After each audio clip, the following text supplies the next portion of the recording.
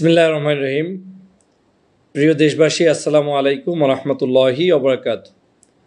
সাম্প্রতিক সময়ে বাংলাদেশ জাতীয়তাবাদী দলের ভারপ্রাপ্ত চেয়ারম্যান জননেতা জনাব তারেক রহমান সাহেবের বেশ কিছু বক্তব্য দেশে এবং বিদেশে সকলের কাছে সমাদৃত হচ্ছে।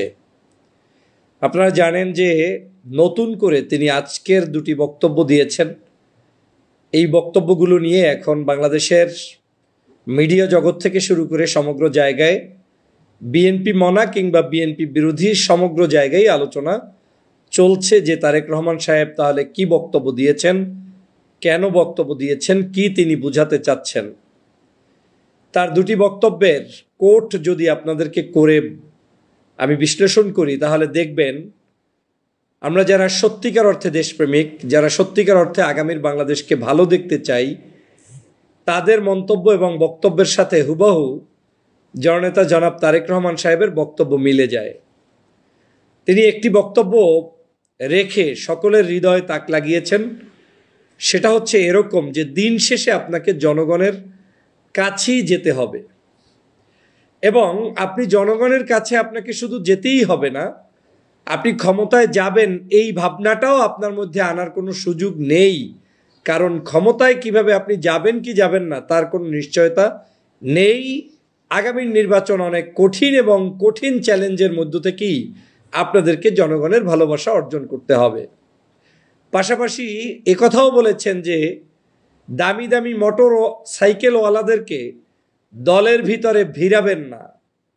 তিনি সেখানে বুঝাতে চেয়েছেন যে এই দলের দুর্দিনে যারা কাজ করেছেন বা দেশের জন্য যারা লড়াই করেছেন তারা এই দলের সাথে কিংবা দেশের জন্য কাজ করা মানানসই, কিন্তু যারা মূলত সুদিন পেয়ে এই দলে এসে ভিড় জমাচ্ছে তাদের ভিড় দিয়ে আসলে এই দলের কোনো ফায়দা হবে না। আমি প্রথমেই জনাব তারেক রহমান সাহেবকে ধন্যবাদ জানাই যে বাংলাদেশের মানুষের সত্যিকার যে পালস সেটা তিনি একমাত্র অনুধাবন করতে পারেন এবং দেশনেত্রী বেগম খালেদা জিয়া পারেন, জিয়া পরিবার পারেন। কিন্তু আমাদের কিছু নেতাকর্মী এবং আমাদের কিছু মানুষদের কারণে দলের ভাবমূর্তি এবং কার্যক্রম সমাজের কাছে, দেশের কাছে, মানুষের কাছে প্রশ্নবিদ্ধ করার সেই মানুষদেরকেই আজকের সতর্ক করে দিয়েছেন জনাব তারেক রহমান।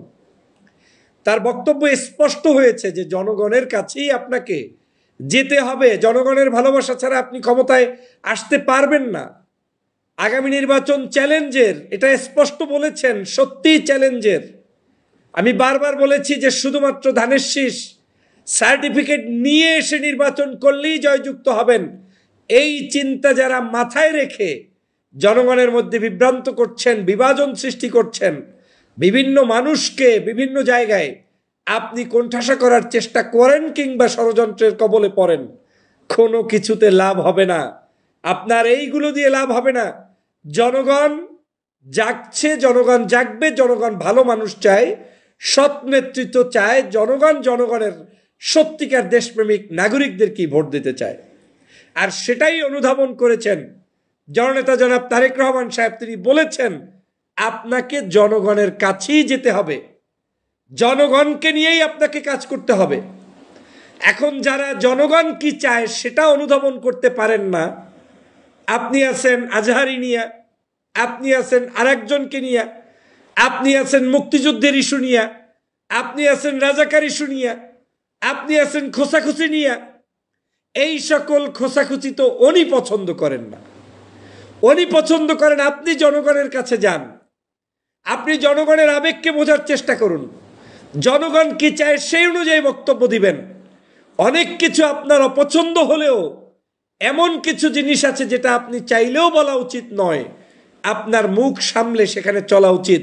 কিন্তু আমি জানি যে আমাদের সেই কার্যক্রমগুলো সুষ্ঠুভাবে সবাই ফলো করা হচ্ছে না, বিধায়ী আজকের এই পরিস্থিতিতে তাকে এই কঠোরতম বার্তা দিতে হচ্ছে।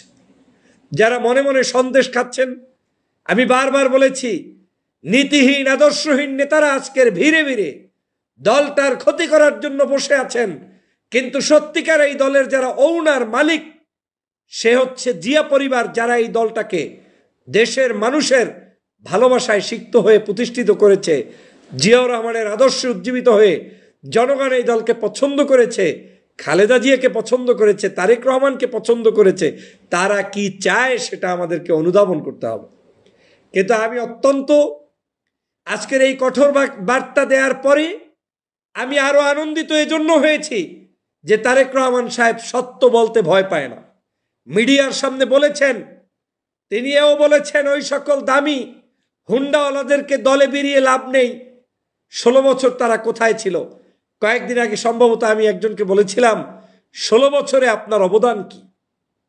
কি কারণে বলেছিলাম? আজকের উপলব্ধি করলাম যে জননেতা জনাব তারেক রহমান সাহেব একই উপলব্ধি করেছেন যে আজকে যারা নতুন নতুন করে এই দলের মধ্যে এসে দলকে বিভাজনের পায়তারা শুরু করেছেন, দেশের মানুষের মধ্যে পায়তারা শুরু করেছেন এবং এই দেশের জনগণ যেটা চায় তার বিরুদ্ধাচরণ করা শুরু করেছেন, তারা কখনোই প্রকৃত দেশপ্রেমিক যেমন নয়, তেমন প্রকৃত পক্ষে তারা তারেক সাহেবের কিংবা বিএনপির কিংবা খালেদা জিয়ার অনুসারী নয়। স্পষ্ট হয়েছে। ওই দামি মোটরসাইকেলওয়ালারা আপনাকে আওয়ামী লীগের টাকা পয়সা দিয়ে আপনাকে হয়তো এখন আপনার দলে আসবে চাঁদাবাজি, টেন্ডারবাজি কিংবা সন্ত্রাসী কিংবা অন্যায়ভাবে তিনি স্বার্থ উদ্ধার করার জন্য একটা লোকও আপনার বিপদের সময় পাশে থাকবে না। অতএব বিপদকালীন সময়ে যারা দীর্ঘ 16 বছর পর্যন্ত জেল খেটেছে, জুলুম শিকার হয়েছে, অত্যাচারিত হয়েছে, নির্যাতনের শিকার হয়েছে, নিপীড়নের শিকার হয়েছে, তারাই প্রকৃতপক্ষে দেশপ্রেমিক এবং আপনার এই দলের শুভাকাঙ্ক্ষী কিংবা সদস্য। প্রিয় সহযোদ্ধা ভাইরা, তার বক্তব্যটা যদি আপনারা বারবার প্রয়োজনে শুনুন এবং অনুধাবন করার চেষ্টা করুন, উনি এর চাইতে খোলামেলা আর তো কিছু বলতে চায় না, বলতে পারে না, আর কি বলবে? তিনি তো স্পষ্ট করে বলেছেন যে যারা মনে মনে ভাবছেন যে ক্ষমতায় চলে আসছি, ক্ষমতায় আসা কঠিন।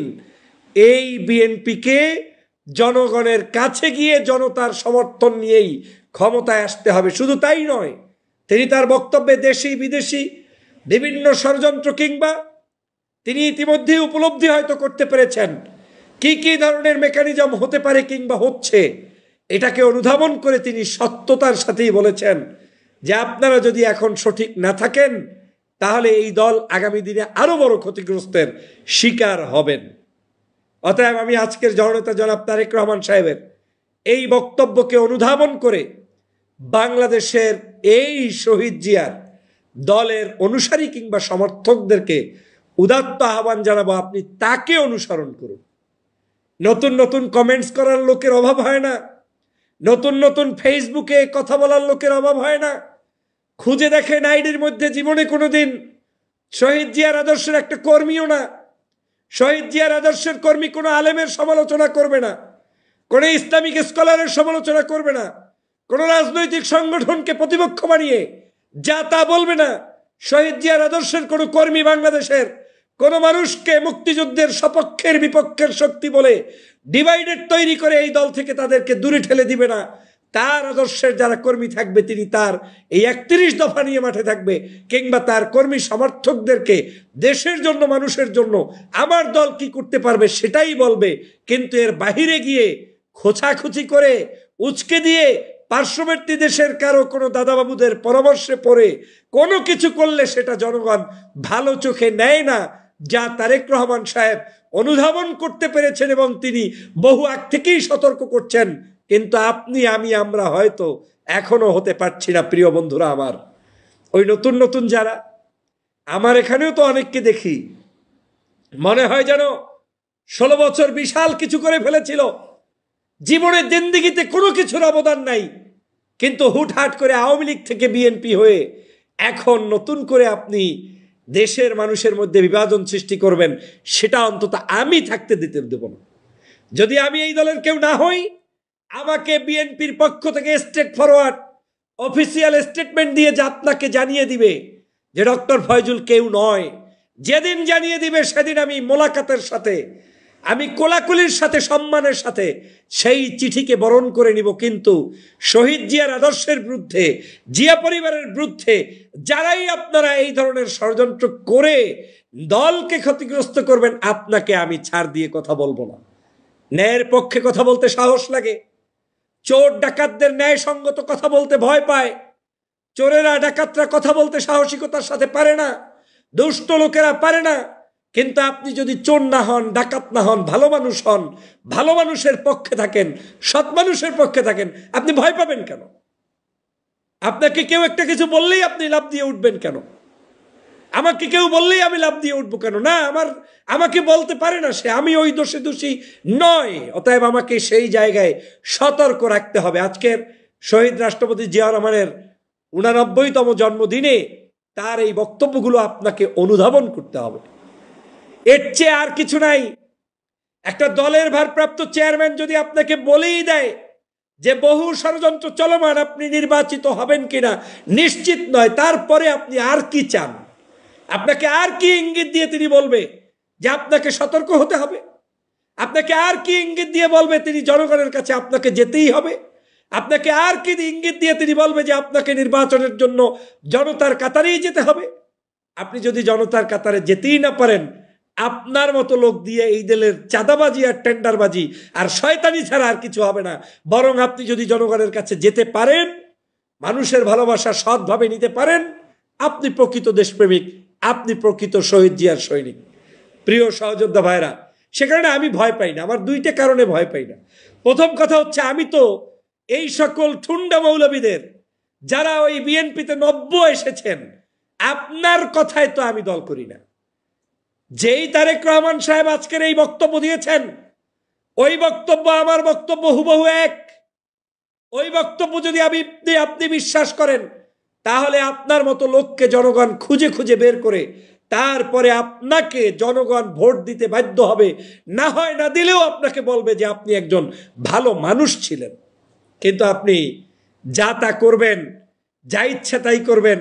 আর একটার দলের একটা সার্টিফিকেট লাগাইতে হইলি ধর্মের বিরুদ্ধে, কর্মের বিরুদ্ধে, মানুষের বিরুদ্ধে, জনতার ভালোবাসায় সিক্ত ইসলামিক স্কলারদের বিরুদ্ধে, কিংবা কোনো একটি জনমতের বিপক্ষে গিয়ে আপনাকে আওয়ামী লীগের মতো দাঁড়াইতে হইবে, এইটা আমি বিশ্বাস করি না। এটা যারা করবেন ধ্বংস অনিবার্য, কোনো লাভ নাই।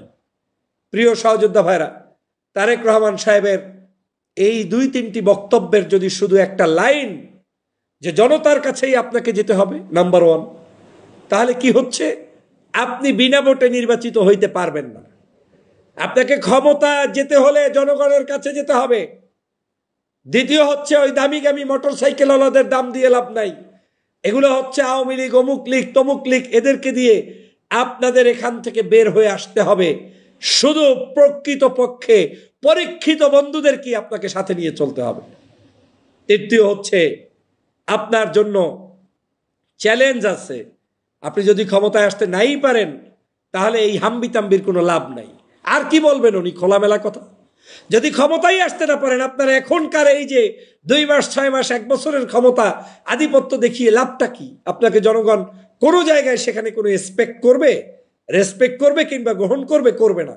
সো এখানেও আপনাকে সতর্ক হতে হবে। যাই হোক প্রিয় বন্ধুরা আমার, আমি আজকের স্পষ্ট করে এই বক্তব্যগুলো আমাদের দেশবাসীকে, বিশেষ করে দলের কর্মী, নেতাকর্মী, শুভাকাঙ্ক্ষী, শুভানুধ্যায়ীদের অনুধাবন করার আহ্বান জানাই এবং পারলে সেটা রিয়েলাইজেশন করার আহ্বান জানাই। এবং আমার বিশ্বাস, যদি দল বুঝতে পারে, তাহলে প্রকৃত দেশপ্রেমিক, প্রকৃত জনপ্রিয় ব্যক্তিত্ব, প্রকৃত মানুষের কথা এবং আবেগ বুঝে তাদেরকে দল সঠিকভাবে গ্রহণ করবে।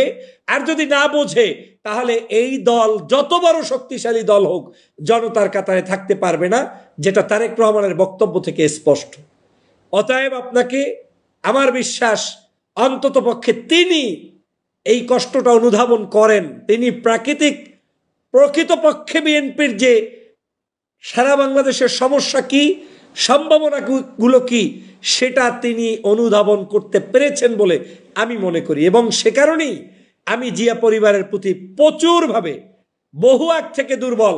আমি এ কারণেই বলি, আপনি দল করলেন শহীদ জিয়া পরিবারের দল করেন কিনা নিজেকে প্রশ্ন করেন। যদি এই পরিবারের দল করেন, তাহলে আপনার মুখে আওয়ামী লীগের মতো শব্দচয়ন আসবে না। আর যদি ষড়যন্ত্রবাদীদের দল করেন, তাহলে আপনি আর আওয়ামী লীগ একই হবেন, কোনো সন্দেহ নাই। প্রিয় সহযোদ্ধা ভাইরা, অতএব সকল ধরনের অন্যায়, সকল প্রকার জুলুম, অত্যাচার, সকল প্রকার মানুষ যেটা অপছন্দ করে সেই ধরনের কাজ থেকে বিরত থাকতে হবে এবং আপনি বিশেষ করে তারেক রহমান সাহেবের আজকের এই বক্তব্যগুলো আপনি শুনুন, অনুধাবন করুন, নিজে চর্চা করুন, অন্যকে জানানোর সুযোগ করে দিন। ভালো থাকবেন, সুস্থ থাকবেন। আল্লাহ হাফেজ। আসসালামু আলাইকুম ওয়া রাহমাতুল্লাহি ওয়া বারাকাতুহু।